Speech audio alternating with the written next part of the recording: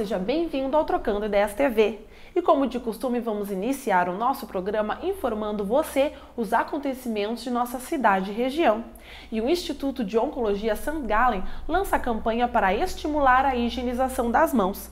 A Comissão de Controle de Infecções do Instituto aproveitou o Dia Mundial da Higienização de Mãos, 5 de maio, para lançar a ação permanente 2018, intitulada Mãos Limpas, Ambiente Seguro para Todos, tem como objetivo proporcionar maior segurança para os pacientes e profissionais. A campanha deste ano reforça a capacitação a todos os colaboradores e educação contínua e permanente aos pacientes e acompanhantes. E dos dias 4 a 10 de maio irá ocorrer na Universidade de Santa Cruz do Sul a Semana do Empreendedor, um evento com palestras e esclarecimentos que reunirá diversos empresários da região. A iniciativa é uma realização da ASEMP, com o apoio da Prefeitura, Associação das Empresas de Tecnologia de Informação Vales do Rio Pardo Taquari, Associação Santa Cruz Novos Rumos, Conselho Municipal de Ciência, Tecnologia e Inovação, Universidade de Santa Cruz do Sul, por intermédio do Tecnounisc, da ITI Unisc, Senai, Senac, AGESC, ACI e Sebrae, Rio Grande do Sul. E o rio-pardense Alexandre Nascimento, árbitro de jiu-jitsu, conquistou no último domingo, dia 29, o título de melhor árbitro do esporte em Abu Dhabi, prêmio concedido pela Federação de Jiu-Jitsu dos Emirados Árabes. Parabéns, Alexandre! E no Trocando Ideias TV dessa semana você vai acompanhar um bate-papo sobre o câncer de próstata, bexiga e doenças renais com o médico urologista Dr. Rodrigo Donaduzzi. Ele que atende no Instituto de Oncologia St. Gallen, tanto aqui em Santa Cruz do Sul como na cidade vizinha de Venâncio Aires. E na sequência você assiste a trechos da palestra que aconteceu na Universidade de Santa Cruz do Sul com a presença da jornalista e escritora Daniela Arbex. Ela que escreveu o livro Todo Dia, Mesma Noite, narrando fatos não contados sobre a tragédia da Boate Kiss. Acompanhe. O Trocando Ideias TV veio até um Instituto de Oncologia St. Gallen fazer um alerta sobre a saúde do homem. E hoje nós vamos conversar com o médico urologista Dr. Rodrigo Donaduzzi.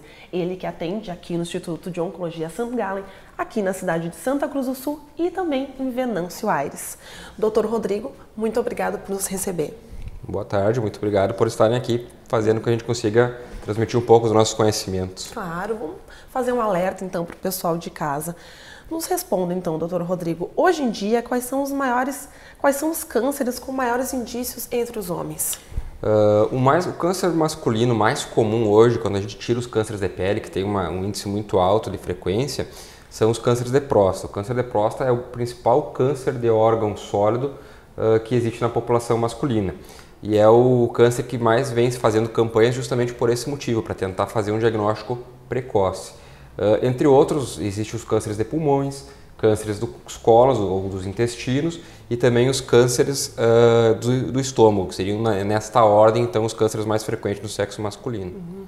E em questão do câncer de próstata, então, qual é o maior causador dele?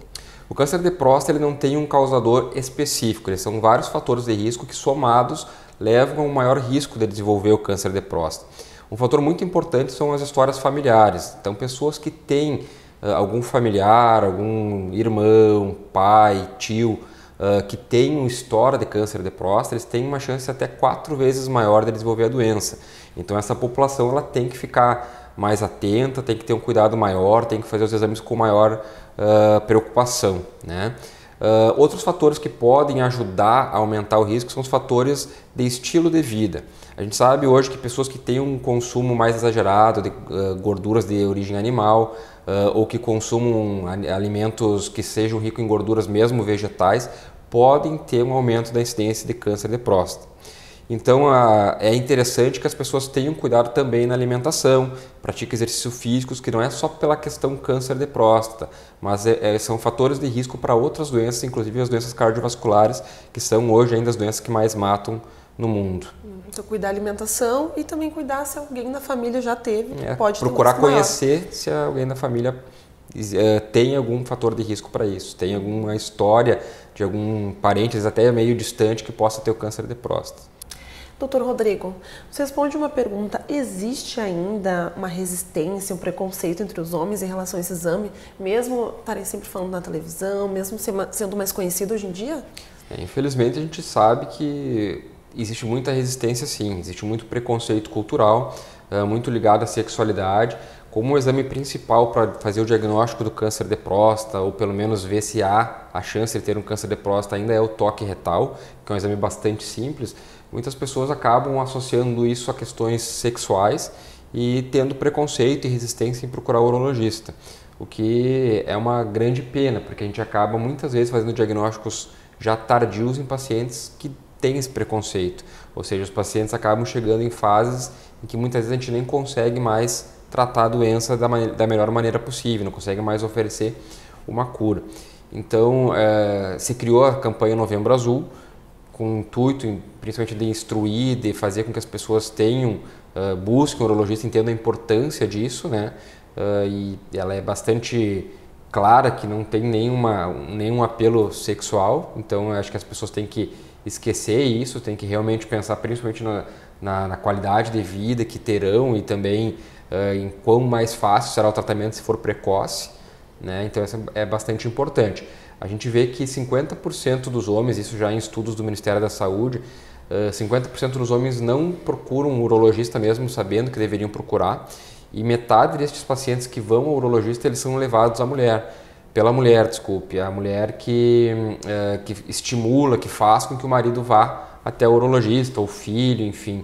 Então é muito importante também o papel das mulheres nessa campanha, digamos, familiar, para que o médico seja consultado pelo paciente. Então acho que é bastante importante, né? Porque senão a gente vai ter cada vez mais casos mais avançados, porque a nossa população está envelhecendo, a gente sabe que a expectativa de vida está aumentando, então se os pacientes não procurarem precocemente, não fizerem seus exames precocemente, a tendência é que com o envelhecimento surjam mais casos de cânceres de próstata. Uhum.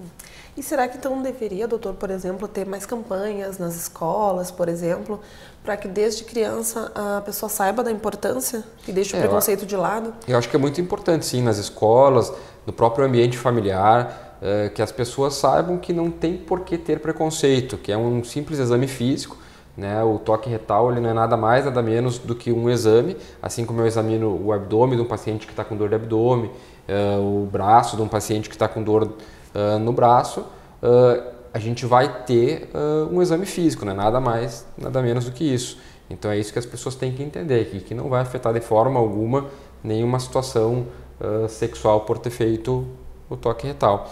E as pessoas acham que é um exame doloroso, um exame que demora, mas não, é um exame que demora poucos segundos, muitas vezes em 5 segundos a gente consegue obter as informações que a gente precisa e normalmente ele é um exame totalmente indolor, não causa dor nenhuma.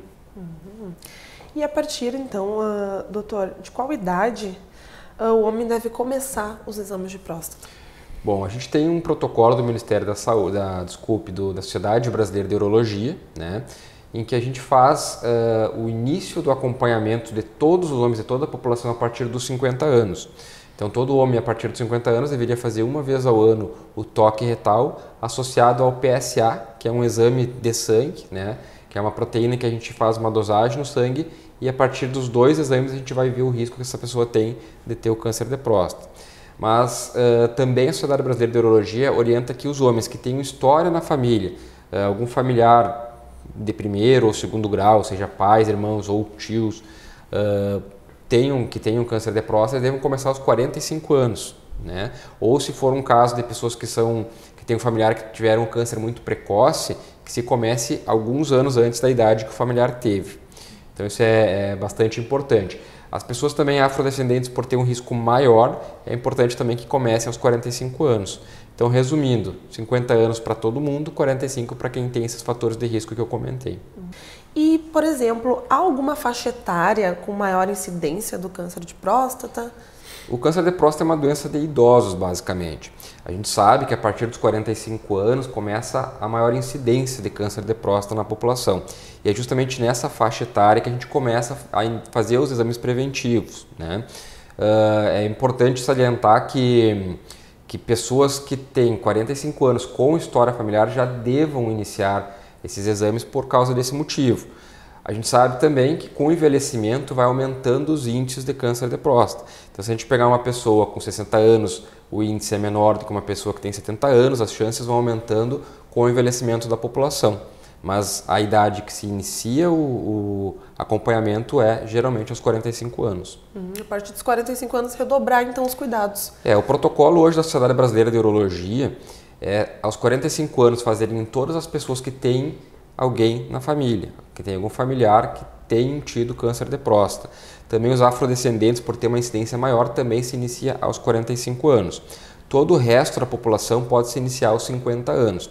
Mas o que eu sempre explico para os pacientes que vão ao meu consultório questionando qual a melhor idade, qual o melhor momento, é que quando está preocupado, quando tem a preocupação, mesmo que em idades mais precoces com câncer de próstata, que compareça ao consultório, a gente vai ver todos os fatores de risco que essa pessoa tem. Pode ser feita inicialmente uma avaliação e a partir daí definir qual o melhor período, de quanto em quanto tempo. Então tem que ser um pouco individualizado. Em outros países como os Estados Unidos, a gente vê que está cada vez mais individualizado esse acompanhamento. Então, claro que a gente segue o protocolo nacional, o protocolo do Ministério da Saúde e também o protocolo da Sociedade Brasileira de Urologia, mas a gente vê que essa situação de individualismo, de individualizar esse acompanhamento, se faz cada vez mais importante.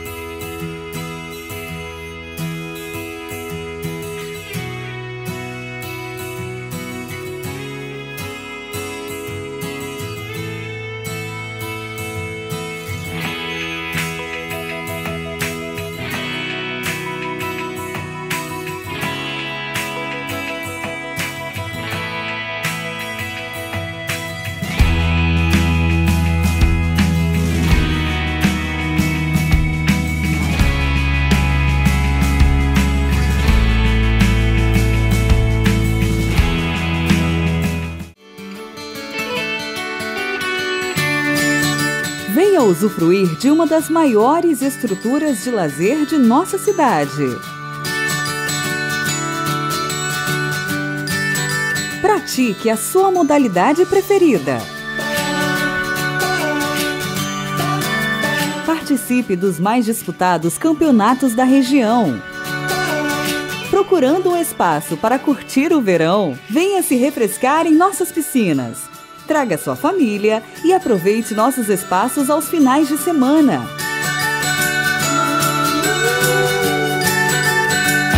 Precisando de um local para o seu evento? Eternize os seus momentos mais especiais em um de nossos salões. Associe-se e aproveite o que há de melhor na região. Esporte Clube União Corinthians. Venha fazer parte da nossa família.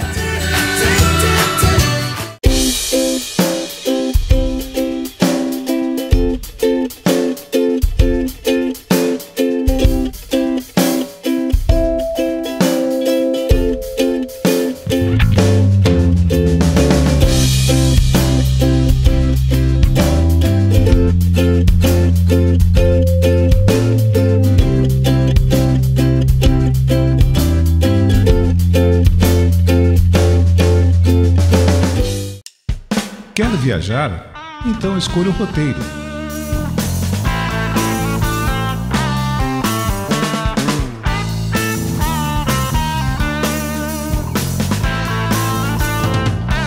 Premier Consultoria em Viagens. Nossa especialidade é proporcionar experiências inesquecíveis.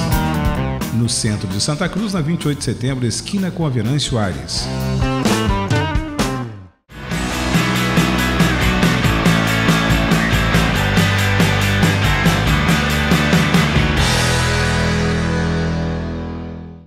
E quais são os tratamentos aplicados no caso do aparecimento desse tipo de câncer? Bom, cada vez mais se pesquisa sobre o câncer de próstata e uma coisa que está muito em voga no momento é tu tentar descobrir quais são os tipos de cânceres, depois de diagnosticados, que têm um potencial de agressividade maior, ou seja, quais são os casos de pessoas que têm câncer de próstata e que porventura vão vir a falecer dessa doença ou mesmo ter complicações pela doença e quais que não vão ter. Então existe uma modalidade, um leque de opções terapêuticas baseado nesses fatores de risco.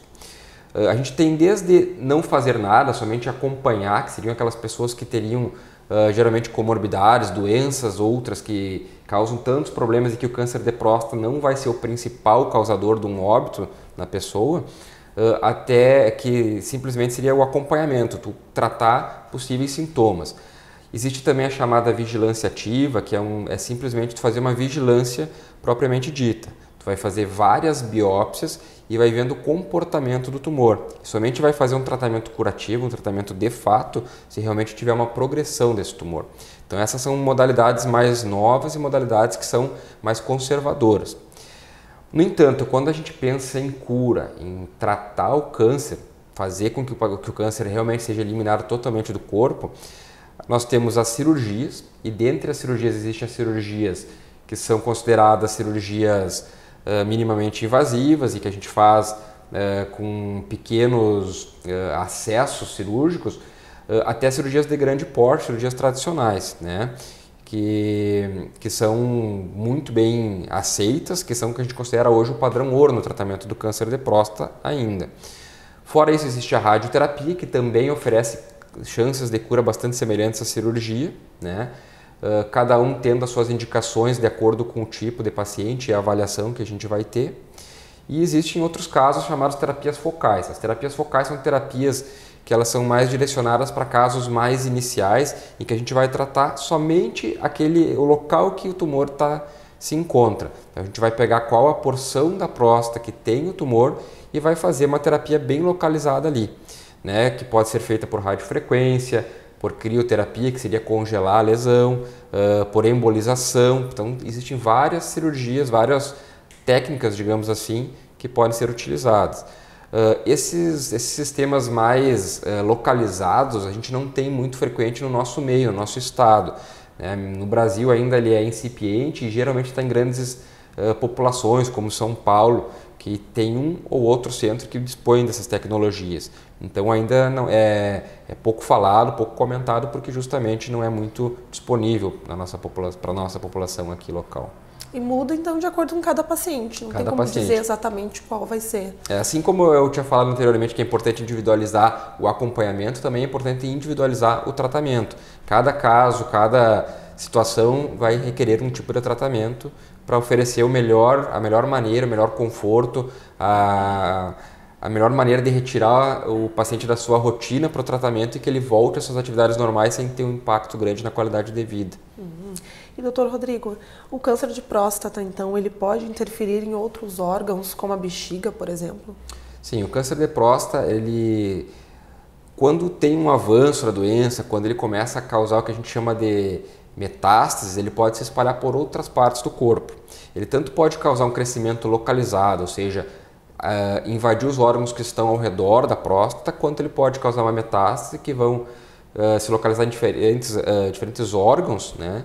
E fazer com que os pacientes tenham sintomas. A bexiga, como tu comentou, realmente é o órgão que está mais próximo à próstata, então realmente pode acontecer de haver uma obstrução do fluxo de urina por obstrução da saída da bexiga. Então isso é uma coisa bastante comum. Então dificuldades miccionais podem ser um sintoma do câncer de próstata mais avançado. E uma coisa que é muito importante ressaltar, no entanto, é que na maioria dos casos, cânceres de próstata, eles são cânceres assintomáticos. Eles são descobertos durante os exames que se faz no consultório de rotina. Então é muito importante, porque às vezes a pessoa espera ter um sintoma para procurar o médico e na realidade isso vai fazer com que o paciente chegue numa fase tardia, né? Mas outros órgãos que são muito acometidos são os ossos, né? O primeiro local que normalmente a gente tem a metástase, o tumor que se espalhou, são o esqueleto, a parte óssea. Então, geralmente, quando você faz uma cirurgia de próstata, a gente sempre avalia os riscos da pessoa já ter alguma lesão óssea, né? E sempre vai fazer exames relacionados a isso, se assim for indicado. Como agora a gente comentou, né, nessa questão da bexiga, o câncer de bexiga, ele também costuma ser frequente? O câncer de bexiga, na realidade, é uma modalidade diferente de câncer, né? Um outro tipo histológico, o tipo de tecido humano que existe na bexiga é um pouquinho diferente do tecido que existe na próstata, então ele tem toda uma biologia diferente. Mas sim, o câncer de bexiga ele tem uma certa frequência, ele não está entre os mais frequentes, mas principalmente na nossa região a gente vê uma incidência bem considerável. Ele é considerado o segundo câncer do sistema urológico a se desenvolver. No entanto, entre todos os cânceres, ele é o 7º câncer mais comum nos homens e na mulher é o 17º câncer mais comum. Então existem muitos outros cânceres que são mais frequentes, mas que principalmente na nossa população tem uma grande importância. E quais os fatores de risco, então, para o câncer de bexiga? O câncer de bexiga ele tem bem claro um principal fator de risco que ele muda muito em relação aos outros, né? Que é o cigarro, o fumo. A gente sabe que quase 60% dos casos de câncer de bexiga que a gente faz o diagnóstico hoje está relacionado ao tabagismo. E por isso que é muito importante. A gente sabe que a nossa região tem um hábito maior do contato com o cigarro e isso acaba fazendo com que a gente tenha uma incidência maior. Então esse é o principal fator de risco, mas existem outros fatores, como a exposição a alguns produtos químicos, como derivados do petróleo, tintas, componentes que são utilizados para a fabricação de borracha, que também podem causar o câncer de bexiga. Inclusive alguns corantes da própria alimentação podem desenvolver o câncer de bexiga. Além disso, fatores não tão frequentes, mas que possam também estar presentes, são traumas frequentes.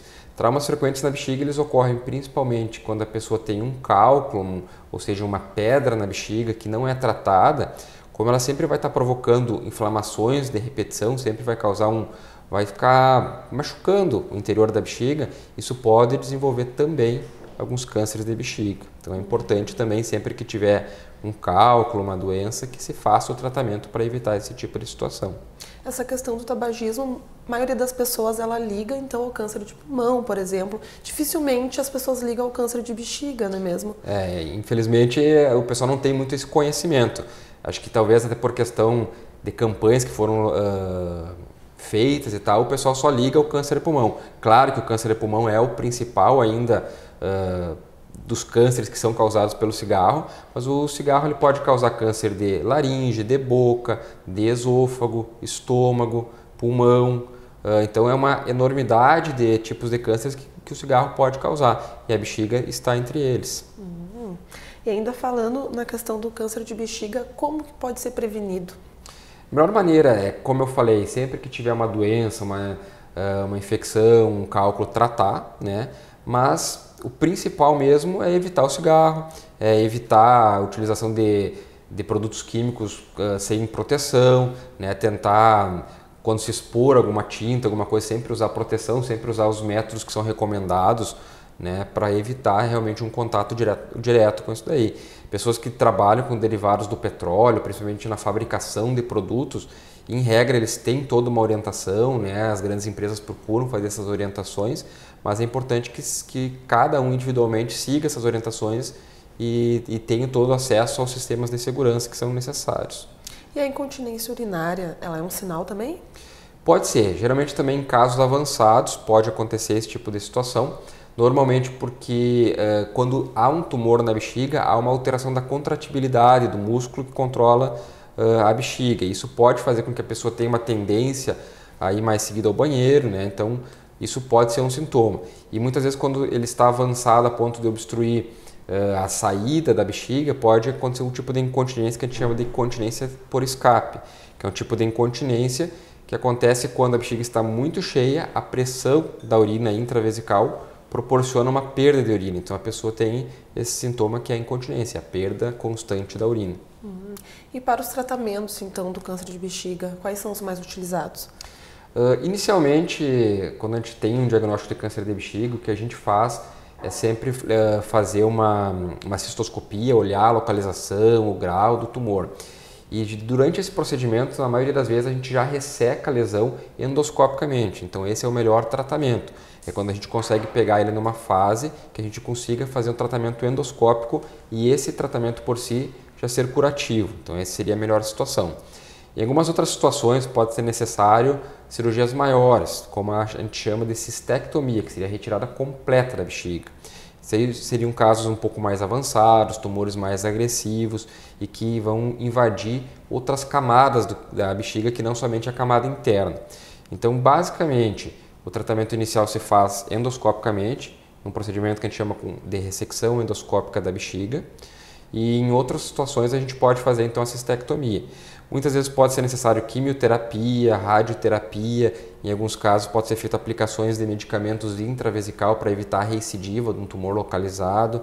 Então também é um leque de opções de acordo com o tipo de tumor que a gente vai enfrentar e também as condições do paciente. Então por isso que também sempre tem que ser bem avaliado por um profissional, por um urologista ou um oncologista que vai conseguir definir qual a melhor chance de cura para aquele tipo de paciente. Então é bastante importante que seja também individualizado.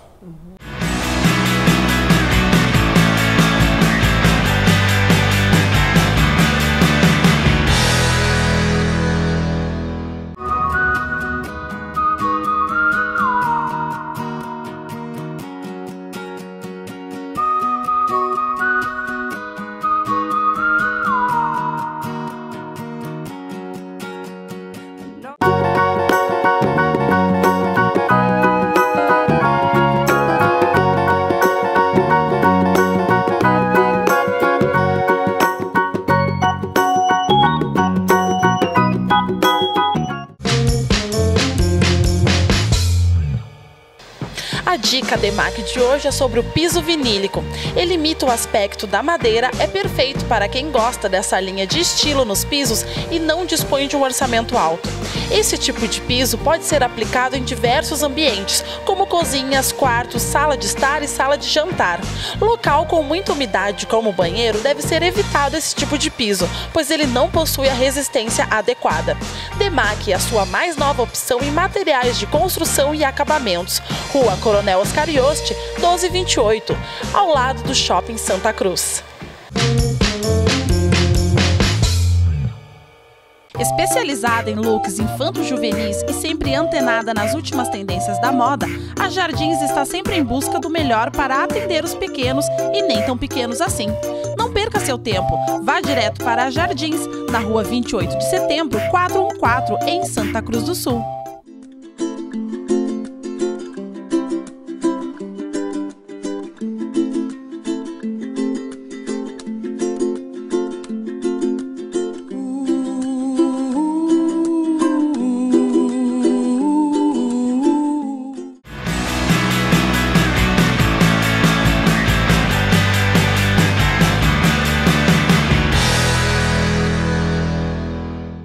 Vamos falar um pouco então sobre os rins, Dr. Rodrigo. Qual o maior vilão, então, na vida de uma pessoa que pode resultar em um câncer dos rins, então? O câncer de rim também não está entre os mais frequentes, mas a gente, infelizmente, também vê bastante, muito por conta do uso do cigarro. Então, novamente, o cigarro sendo um vilão nos tipos de cânceres urológicos, né? Então, que muitas vezes não está associado diretamente, mas a gente vê também uma forte relação com o tabagismo. O câncer de rim, ele, diferente do câncer de bexiga, ele não está muito relacionado com as atividades profissionais e a exposição a alguns agentes, mas a gente sabe que, com exceção, pessoas que trabalham com chumbo e tal, podem ter, sim, um risco maior. Outras coisas que podem causar o câncer de rim seriam as histórias familiares, também familiares que tenham tido câncer de rim pode aumentar a chance da pessoa vir a desenvolver o câncer de rim. E também pessoas que têm doenças renais crônicas e fazem as diálises, seja ela uma hemodiálise ou uma diálise peritoneal, porque elas podem vir a desenvolver uma doença chamada doença cística adquirida. E isso é um fator de risco isolado para o desenvolvimento de câncer de rim também. Então não é raro pessoas que já tenham doenças prévias do rim e que façam hemodiálise ou diálise peritoneal acabar durante o acompanhamento surgir, né, aparecer um câncer de rim e ter que ser tratado também. E há tumores considerados benignos nos rins? Sim, acho que a grande maioria dos casos de tumores nos rins hoje eles são achados ocasionais. Então são achados em exames de imagem que se fazem por outros motivos. E é bem comum a gente encontrar tumores benignos, né? Tumores benignos na realidade acabam sendo a grande maioria, né? Porque eles são tumores que não causam. O conceito de benigno é um tumor que, mesmo estando presente ali, ele não vai causar um dano maior para o paciente, ele não vai causar metástase, ele não vai se espalhar. Então existem os chamados oncostomas, que são bastante frequentes, né? Existe uma enormidade de outros tipos de tumores benignos e que normalmente não requerem nem mesmo um acompanhamento, simplesmente você faz o diagnóstico de ser benigno e o paciente vai viver a vida dele normal sem maiores problemas. Claro que existe alguns casos de tumores muito grandes, mesmo benignos, que têm que ser operados, né? Então tem que ser avaliado também caso a caso. Também varia de acordo com cada paciente. Né? Em oncologia hoje a gente fala muito em individualização do tratamento, cada vez mais isso é um foco na oncologia, porque cada pessoa tem um comportamento diferente, um comportamento biológico, né? Inclusive hoje você faz até algumas análises genéticas muitas vezes para ver qual a melhor maneira de tratar cada tumor. Então acho que o futuro da oncologia vai ser justamente essa individualização, é saber exatamente cada caso como se tratar, né? Não é uma doença única para todo mundo muitas vezes. Então é importante que seja sempre seja buscada essa individualidade, né, do tratamento.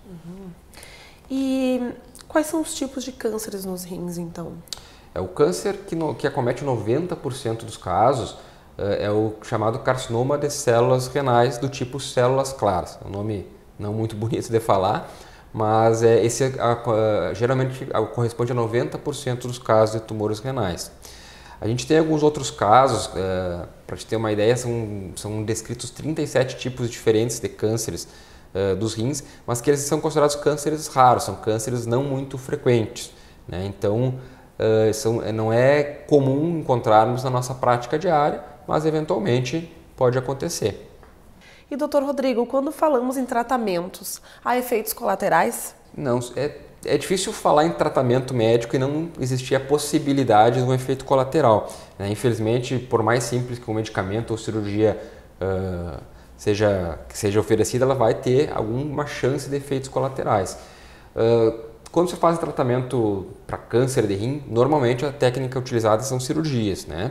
E as cirurgias podem ter risco de sangramento, risco de infecção, risco de complicações do próprio corte cirúrgico, da incisão cirúrgica, como hérnias, como cicatrizes esteticamente inadequadas. Então não tem como não dizer que existe sim possíveis complicações, mas o principal são os efeitos colaterais em pessoas que já têm uma doença avançada e que vão ter que fazer uso da quimioterapia. Então hoje em dia a gente tem medicamentos muito mais modernos do que antigamente, mas ainda assim oferecem alguns fatores de risco. Em algum momento da nossa entrevista, doutor Rodrigo, o senhor falou sobre a cirurgia minimamente invasiva. Gostaria de pedir para nos explicar o que seria esse tipo de cirurgia. Bom, a cirurgia minimamente invasiva, na realidade, é um conjunto de técnicas e cada situação, cada órgão, cada parte do corpo exige alguns tipos de técnicas, mas que tem como objetivo principal invadir o mínimo o corpo humano, ou seja, a gente trabalhar com pequenas incisões, pequenos cortes cirúrgicos ou até, em alguns casos, não fazer corte nenhum, né? Então, entre elas, nós temos as cirurgias endoscópicas, que a gente simplesmente faz um acesso endoscópico pelos orifícios naturais, como por exemplo pelo canal da urina, acessa o corpo dessa maneira, não propiciando nenhum corte externo.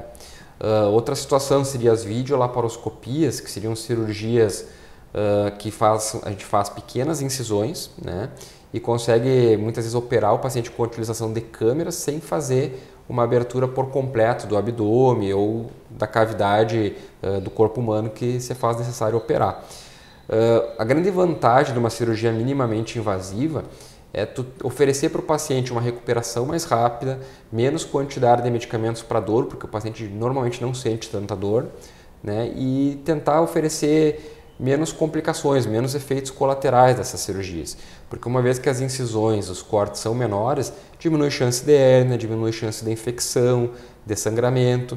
Então isso é muito importante. A gente tenta, para qualquer paciente que tenha indicação, a gente tenta oferecer as técnicas minimamente invasivas antes de fazer realmente uma cirurgia tradicional. E quando podem então ser utilizadas as técnicas da cirurgia minimamente invasiva? Hoje, com o avançar dos equipamentos, com o avançar dos estudos frente a isso, a gente pode oferecer para quase todos os casos, né? Existem algumas contraindicações que tem, muitas vezes delas são somente contraindicações relativas, Mas basicamente a contraindicação ela se baseia na habilidade do cirurgião, porque como são técnicas recentes, nem todos os cirurgiões têm uma formação, um preparo, uma vivência nessas técnicas minimamente invasivas. Então é importante sempre avaliar a habilidade do cirurgião e também o caso individual do paciente, mais uma vez voltando a essa situação individual de cada paciente. A gente sabe que tumores mais avançados, que comprometem outros órgãos que estão na proximidade do órgão em si, eles vão causar uma dificuldade técnica maior. Então muitas vezes acaba se contraindicando por prever um risco maior ao paciente.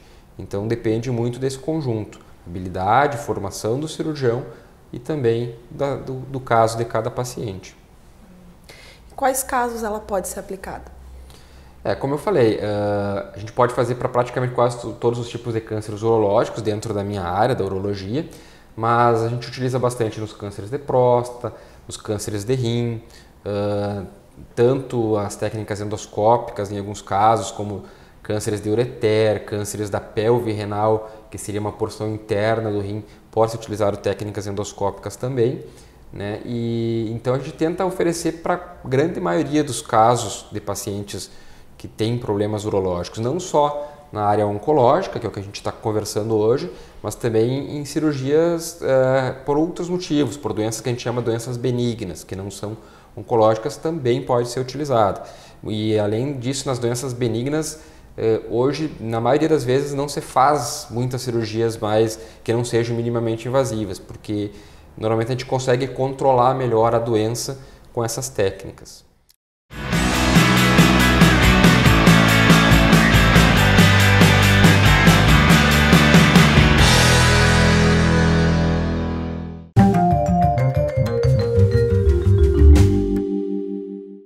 A dica St. Gallen de hoje é sobre o tratamento dos tumores de pele. O tratamento dos tumores de pele, especialmente os menos agressivos, como o carcinoma basocelular, não precisa necessariamente ser realizado com procedimentos cirúrgicos. Especialmente quando em estágios iniciais, os tratamentos não cirúrgicos são muito efetivos, mas devem ser utilizados com critério e indicados pelo dermatologista. Instituto de Oncologia St. Gallen, Núcleo Melanoma. Cuide de sua pele. Mais que cuidar de pacientes, cuidamos de vidas. Santa Cruz do Sul e Venâncio Aires. Diretor técnico Marcelo Luiz Dotto.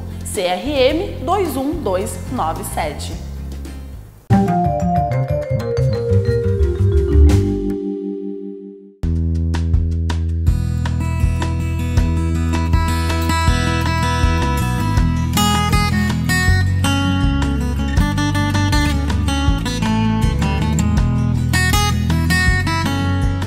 Na Perfil Cortinas você encontra persianas, papéis de parede, toldos e as tradicionais cortinas que dão um toque final na decoração do seu ambiente. No mesmo endereço você conta com a facilidade de locar louças, copos e talheres para um jantar a dois ou uma mega recepção. Perfil Cortinas, Travessa Harmonia 280, telefone 51 3902 4318.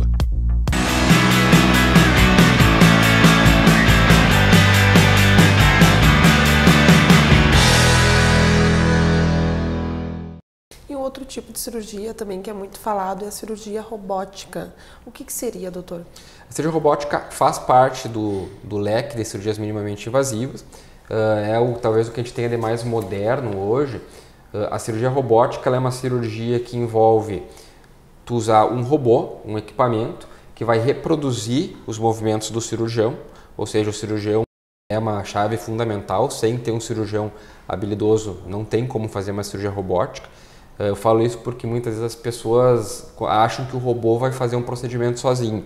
Isso não existe ainda. Então depende do cirurgião, que vai saber indicar e vai fazer a cirurgia, mas ele facilita muito o acesso cirúrgico. Também é feito por pequenos orifícios, pequenas incisões.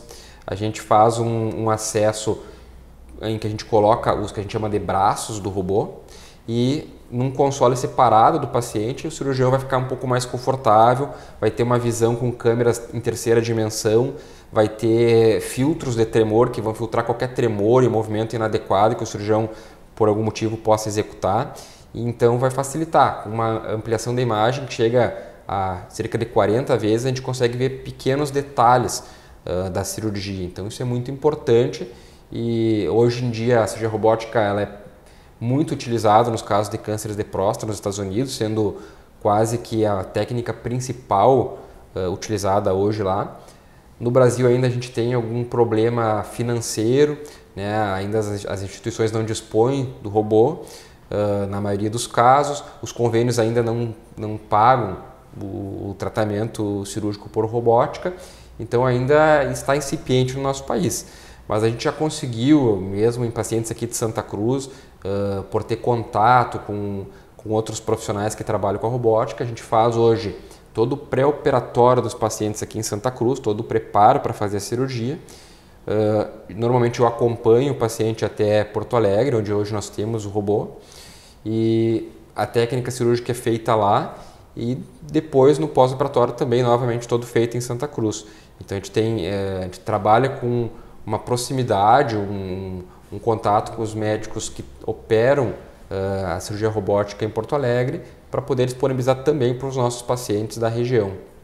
E uma dúvida também que eu acho que é muito importante a gente ressaltar, a maioria das pessoas, doutor, pensa que o urologista atende apenas homens, mas na verdade também atende mulheres, não é mesmo? A urologia é uma especialidade que ela atende até 40% de pacientes mulheres, né? Existem várias doenças. Para começar, os cânceres, tanto nos homens quanto nas mulheres, eles podem ocorrer. Talvez nos cânceres urológicos, a maioria deles aconteça com maior frequência nos homens, mas as mulheres também têm câncer de bexiga, também tem câncer no rim, obviamente não tem próstata, mas tem os outros órgãos urológicos que também podem ser acometidos pelo câncer. Existem outras doenças, como as litíases, os cálculos renais, como as incontinências urinárias, as perdas de urina, que também pode acometer, e geralmente as perdas urinárias são muito mais frequentes em mulheres. As infecções urinárias também são atendidas pelo urologista. Mulheres que têm infecções que a gente chama de infecções urinárias de repetição, que são aquelas pessoas que têm mais que 2 infecções urinárias por ano, também costumam ser atendidas pelo urologista. Então, realmente, a urologia ela não é somente uma especialidade para os homens, né?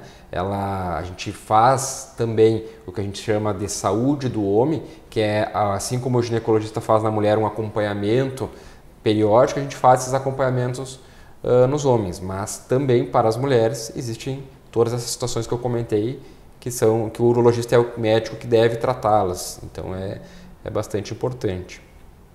Então fica esse alerta, né, para quem está nos assistindo, doutor, que procure sempre um profissional e que não deixa para a última hora, então, né, para fazer seus exames. Ficar esse alerta para quem tem em casa também, na família, e está sempre se preocupando cada vez mais com a saúde, não é mesmo, doutor Rodrigo? É verdade. Quando a gente fala em câncer, a gente o tempo é nosso inimigo. Quanto mais precoce for descoberto, quanto antes se procurar ajuda, quanto antes se definir pelo qual tratamento vai ser utilizado, melhor vai ser para o paciente. Com certeza as taxas de cura vão ser bem superiores, a gente vai conseguir muitas vezes usar essas técnicas minimamente invasivas que a gente comentou, então essa é a mensagem realmente que tem que ficar. Doutor Rodrigo, muito obrigada por nos receber o programa Trocando Ideias TV e também está passando todas as informações para quem nos assiste. Eu que agradeço, muito obrigado.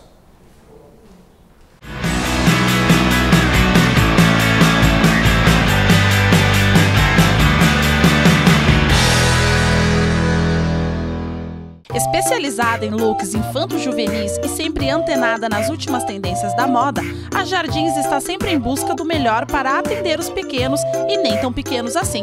Não perca seu tempo, vá direto para a Jardins, na rua 28 de setembro, 414, em Santa Cruz do Sul.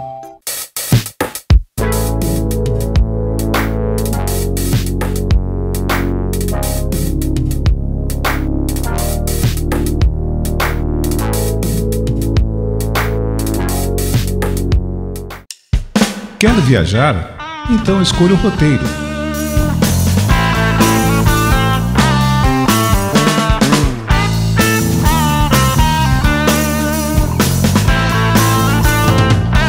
Premier Consultoria em Viagens. Nossa especialidade é proporcionar experiências inesquecíveis. No centro de Santa Cruz, na 28 de setembro, esquina com a Venâncio Aires.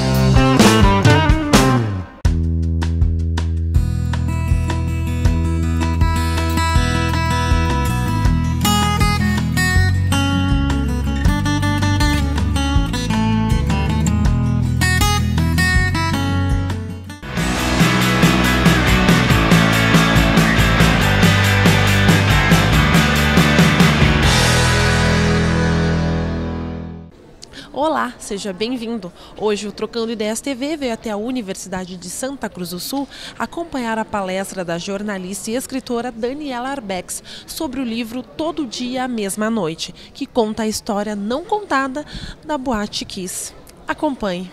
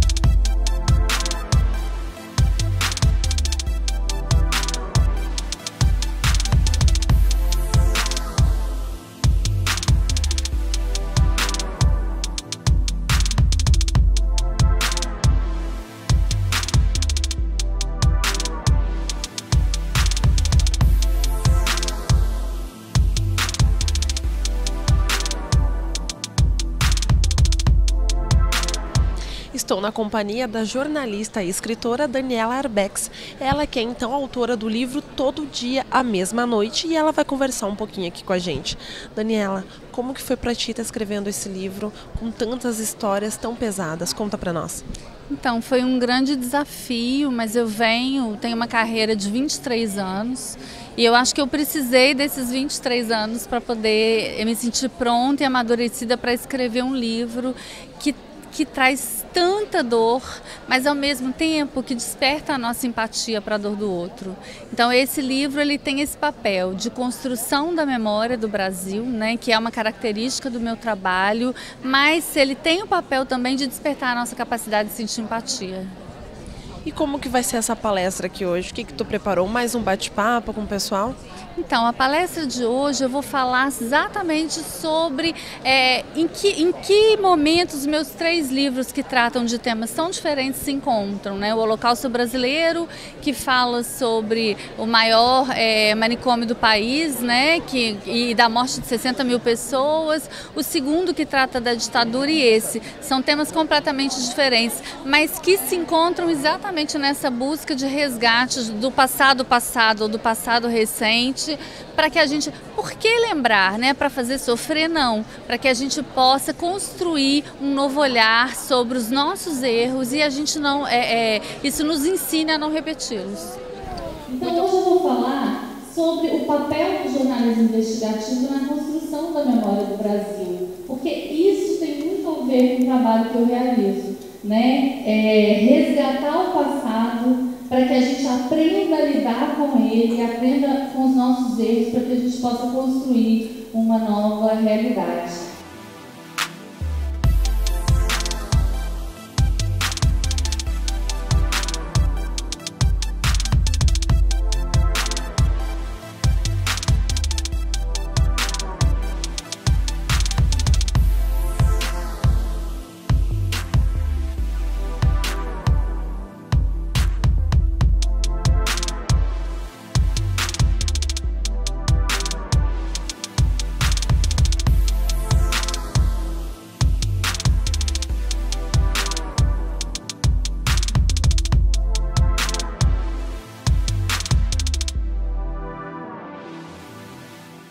Eu estou na companhia agora de Carlos Dornelles, ele que é médico emergencista e coordenador de emergência do SUS do Hospital Santa Cruz e um dos personagens, então, do livro da Daniela Arbex. Conta pra gente, Carlos, como que foi viver os momentos que tu viveu no ano de 2013? Muito difícil, intenso, né? Uma situação que a gente não esperava, né, que fosse acontecer, mas involuntariamente, né, acabamos fazendo vários treinamentos antes com as equipes. De qualquer forma, foi uma situação muito difícil assim, de lidar. Assim. A cena foi um local muito complicado, complexo, né, na qual nós tínhamos vários jovens na nossa frente para que a gente pudesse auxiliar. E a gente contou com a ajuda de muitas pessoas, realmente muitas pessoas, né? Socorristas, médicos, enfermeiros, voluntários, bombeiros, policiais e N pessoas que fizeram com que houvesse um resgate das vítimas e elas fossem levadas até o hospital. Depois disso, nós fomos para o Hospital de Caridade, onde fizemos uma complexa operação, né, de ajuste dos pacientes e manejo dos pacientes na qual eram feitos por equipes multidisciplinares. E depois os transportes dos pacientes para Porto Alegre foi o local definido, porque é um local, um centro de referência onde nós sabíamos que existiam UTIs para trabalhar com pacientes queimados, profissionais especialistas em diversas áreas, como enfermeiros especialistas em diversas áreas. E então era o local que nós podíamos utilizar para evacuação dos pacientes e com o auxílio da Força Aérea Brasileira e vários outros meios, né? Então foi bastante difícil, trabalhamos incansavelmente, né? Isso falando em nome de todos os profissionais que atuaram, e realmente assim a gente conseguiu fazer um bom trabalho e salvar muitas pessoas, mas gostaríamos de ter salvado muito mais, né? Só que infelizmente não foi possível. E isso é uma dor grande, assim, e também a questão de entender, né, o que aconteceu.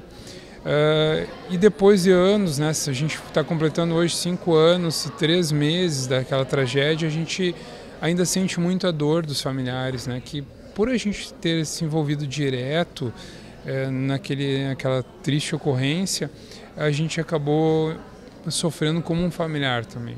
Então, para a gente hoje é muito difícil isso, mas é uma forma que a gente tem de tentar ficar um pouco mais tranquilo, tentar passar para as pessoas um pouco daquilo que a gente acabou aprendendo diante daquela situação. E como que tu reage, então, vendo todo esse carinho que as pessoas têm para contigo, como a gente pode perceber hoje aqui na palestra? É muito gratificante, assim.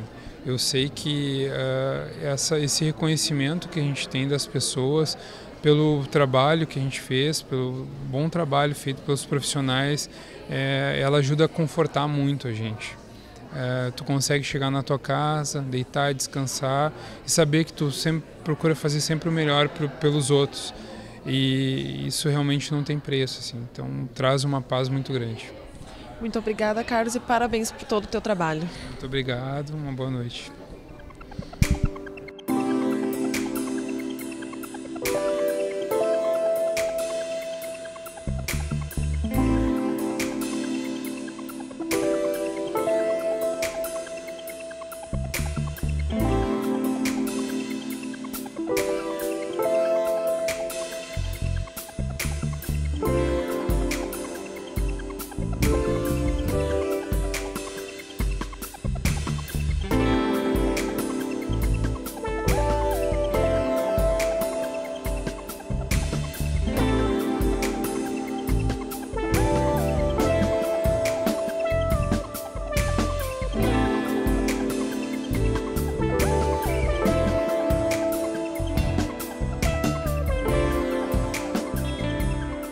E eu vou conversar agora então com o Nestor Rachin, ele que é pai do Matheus, uma das vítimas da Boate Kiss.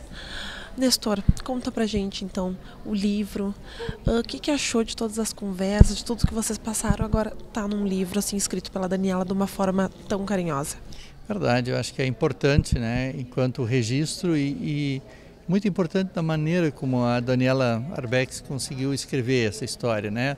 Ela se descolou um pouco da proximidade da data, deu um tempo e também fez um trabalho muito seletivo, ouvindo as pessoas e dando credibilidade ao trabalho dela.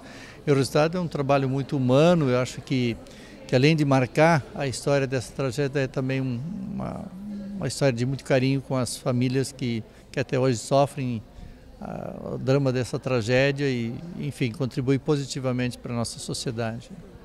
E hoje, estando aqui nessa palestra, vendo o auditório lotado, e tu sendo uma das pessoas que ajudou então a trazer a Daniela, como tu se sente? Na verdade, muito recompensado. A comunidade de Santa Cruz é muito generosa, sempre foi conosco e também a presença de hoje, eu acho que foi uma grande aula. Eu chamo aqueles aulão para a vida mesmo, né? Que o trabalho da Daniela precisa ser cada vez mais divulgado e ela é uma profissional excelente do trabalho dela. Eu acho que ela contribui positivamente para o nosso país daquelas coisas boas que tem o nosso país, como cada um que faz seu trabalho sério, cada jornalista, cada pessoa, cada professor, enfim, cada um contribuindo um pouco para que a gente tenha dias melhores e muito em cima de um papel de que nós podemos evitar que isso aconteça de novo. Se nós tivéssemos tido muito mais prevenção, muito mais cuidado, o evento de Santa Maria não teria acontecido. É o conjunto das negligências, da irresponsabilidade de algumas pessoas que contribuíram para o fato. Isso custou a vida de 242 pessoas. Então, se todos nós, em alguma medida, tivermos cuidado e tivermos pelo menos um cuidado com a vida do outro, uma responsabilidade, nós vamos ter um mundo que não vai mais lamentar esse tipo de coisa. E é isso que também nos move, é isso que nos movimenta para dizer que é uma luta que quis não se repita de fato.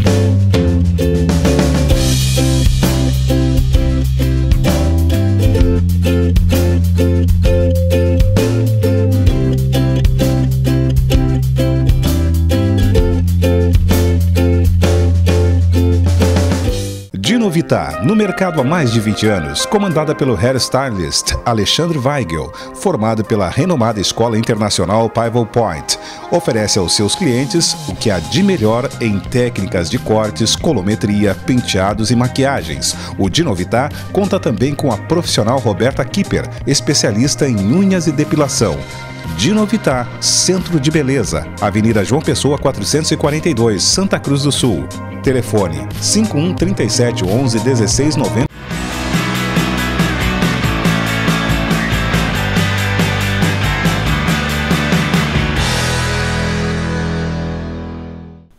E esse foi o nosso programa Trocando Ideias TV. Lembrando que se você que está nos assistindo tem alguma sugestão de pauta, pode entrar em contato conosco através do Facebook Trocando Ideias TV ou pelo nosso e-mail contato@trocandoideiastv.com.br. Voltamos na semana que vem com um novo programa preparado especialmente para você.